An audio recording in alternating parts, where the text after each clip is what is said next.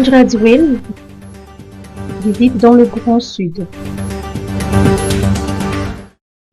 Le couple présidentiel effectue depuis ce jour une visite dans les régions Anus et Anjui.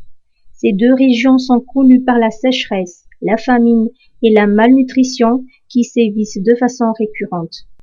Cette visite de la délégation conduite par le président de la République Andradzwil entre dans le cadre de la concrétisation de solutions pérennes adoptées lors du colloque régional pour l'émergence du Grand Sud.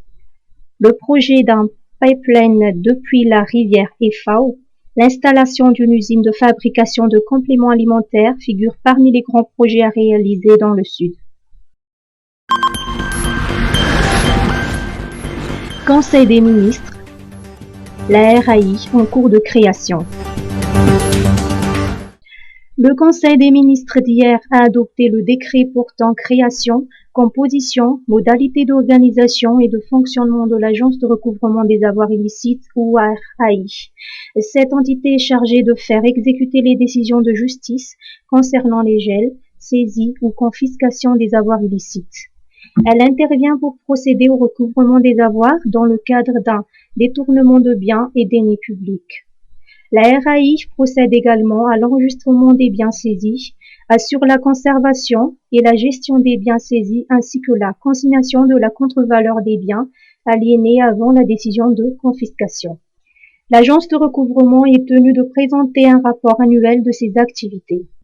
Son directeur général sera désigné par le président de la République sur proposition du comité ad hoc. Son mandat est de 5 ans non renouvelable.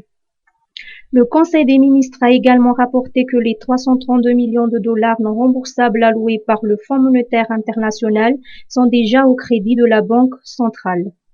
Cette allocation sera destinée à des projets de développement dans l'infrastructure, les énergies renouvelables, l'adduction d'eau notamment dans le Sud, la sécurité alimentaire et la protection sociale. Au chapitre des nominations, Jocelyn Raharmboula devient le nouveau gouverneur de la région Anus. 60 ans de la police nationale. Célébration à Mahamasn. 30 septembre 1961, 30 septembre 2021. La police nationale a célébré aujourd'hui le jubilé de ses 60 ans d'existence avec comme slogan « La police nationale protège et sert la population ». Une cérémonie s'est tenue ce matin à Mahamasn en présence du chef de gouvernement, Christian, et de hautes personnalités.